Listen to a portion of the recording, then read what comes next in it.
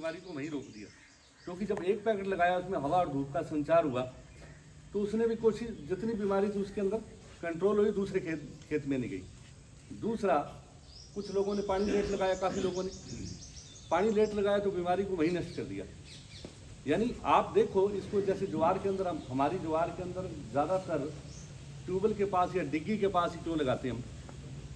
चलो ये तो होता है कि ज़्यादा दूर पानी ना ले जाना पड़े, पर फायदा तो ये है, नुकसान ये है कि आप बार बार पानी लगाते हो उसके अंदर, और ज्वार में कीड़े का कारण आपके पानी है और या ज़्यादा बीज है। समझ रहे हो बात को? जितना जल्दी छोटी फसल को पानी लगा रहे हो उतनी जल्दी उसमें बीमारी आने वाली है। दूसरा, उसके बाद में कुछ लोगों ने फर्टिलाइजर का प्रयोग कम किया, उसका भी फायदा मिला आपको। फायदा ये मिला कि बीमारी कम आई, नुकसान ये हुआ कि ज़्यादा पैदावार नहीं आई। अगर हम फर्टिलाइजर, केमिकल फर्टिलाइजर का प्रयोग करेंगे तो निश्चित है बीमारी बढ़ने के चांसेस रहेंगे। चौथा जो आपका है, आप लोगों ने ट्रैप लगाया, उसका भी आपको फायदा मिला। अब कुछ लोग जिद करेंगे, बोले मैं तो लगाया ही कोई नहीं, मेरे भी नर्म हुए। उसने अपने खेत में वही बीमारी को रोका। उसके बाद में कुछ लोगों ने, बहुत सारे लोगों ने नीम का स्प्रे किया। नीम के स्प्रे से क्या फायदा हुआ कि आपने, उसने अपने खेत में बीमारी को रोका, उसके साथ साथ आगे बढ़ने नहीं दिया। क्या ये सही कह रहा हूँ मैं आपको?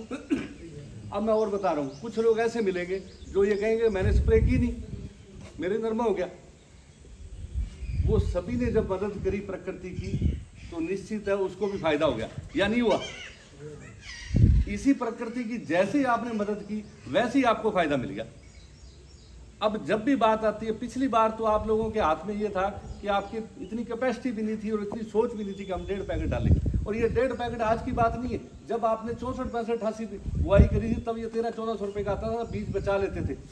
और जब आपकी कैपेसिटी के अंदर आ गया और वो बीज थोड़ा कम हो गया तो आपने उसका भी 1.5 पैकेट डाला और बराबर में राशि का बीजा हुआ था। और जब वो 1.5 पैकेट वाला था या 2 पैकेट वाला था तो उसमें क्या हुआ, जब बीमारी आई, रस चूसक कीट आए तो नरमा काड़ा पड़ गया वो, और राशि के अंदर पत्तियां कम थी और छोटी थी, वो बच गया।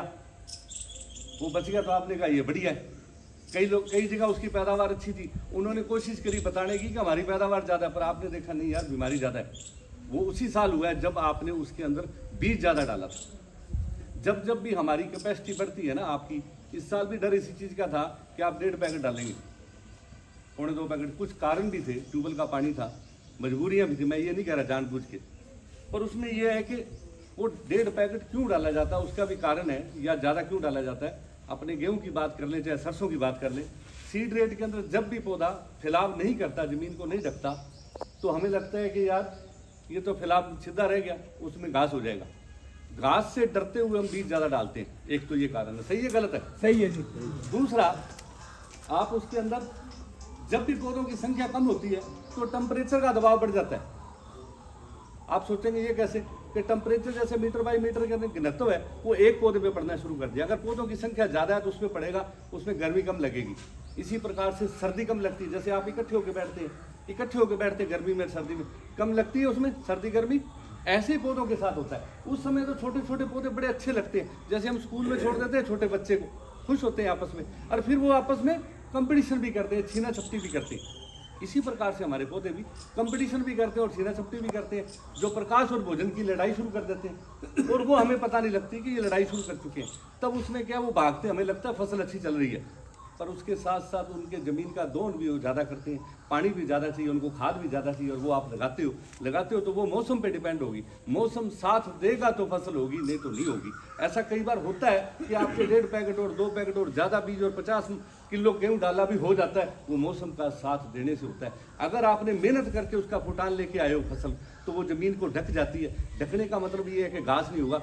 जैसे फसल ज़मीन को ढकती है, मदद करती है, वैसे ही मिट्टी उसको मदद ज़्यादा करती है और पौधा उसको मदद करता है। एक दूसरे के साथ संबंध है।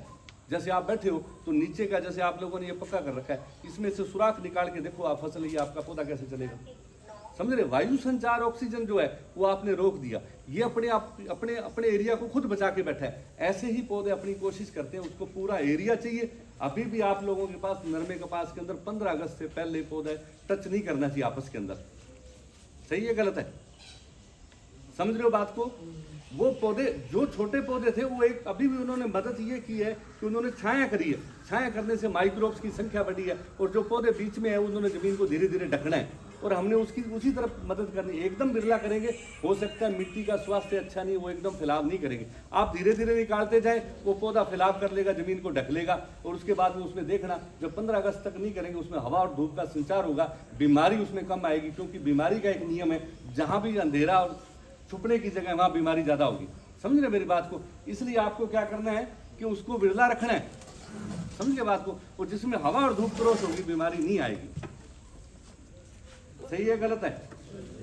जिस जिस साल आपने मेहनत करके फसल को मिट्टी के स्वास्थ्य से पौधे से पेड़ बनाया, उसी साल ही आप देखो कि उसमें फसल मौसम पे डिपेंड कम होगी, उसमें चांसेस बढ़ गए।